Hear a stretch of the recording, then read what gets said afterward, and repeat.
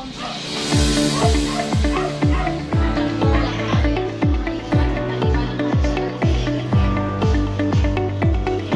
are the key characteristics the farmers look for when selecting a breeding pigs?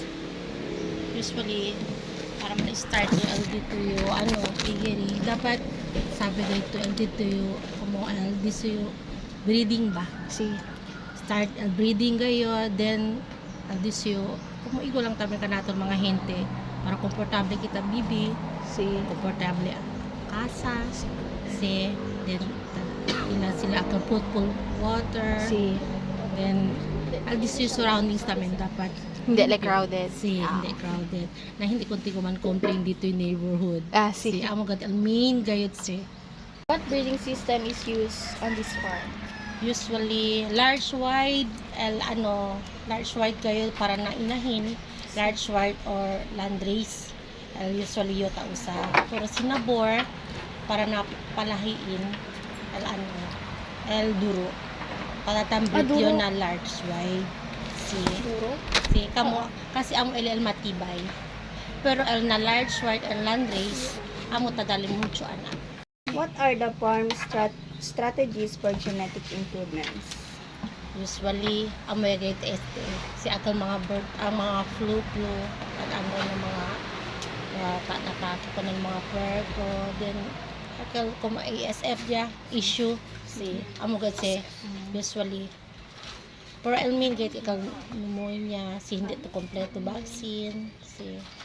por eso tankuan gate kami na jamon technician para tan advice kit kanamon kasi para bonito kat jamon What are your strategies for minimizing piglet mortality during and after farrowing? complete vaccination gayon amo importante and then dila proper procedure na food amo gayud ang dapat pinaka importante and then amo kay dila gawi to kanila takwida igulang tabi kanaton vitamins America proper procedure gayud to na vaccination immunization para tiene kayo to good production immunization vaccine disuyo dapat kompleto gayud then kwanto days dapat to man-inject ya gayot, man-immunize in 3 days, man-iron to and then disuyo piso dapat hindi gayot to basa kay para hindi prio elite so possible kaga sila scouring niya sila man experience sila ansi na so sensitive gayot so posible sila man cause kagulto mortality. What problems that you encounter during raising a Pigs manada like como sa mga challenges talaga hindi kita pwede man perfect race kanila so tatinigid ako como kamalpari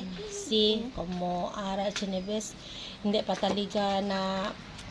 time como taas ito na yun na may pataliga time di ila kasi stop with to kanila 7 to 8 months pag as ito pwede ito man breed chinebes tan sila como tapos enferma o chinebes akal tan overfeeding tan sari dila puit por eso na kwan kay amos ang mga challenges tan pam to. So, what are the most common deadly diseases affecting pigs in your area? Flu usually flu gayod akal tan ubo sila then kwan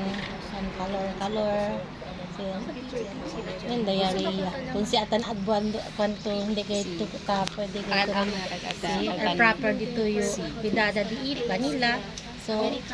posible man counter good and mga klase mga cases.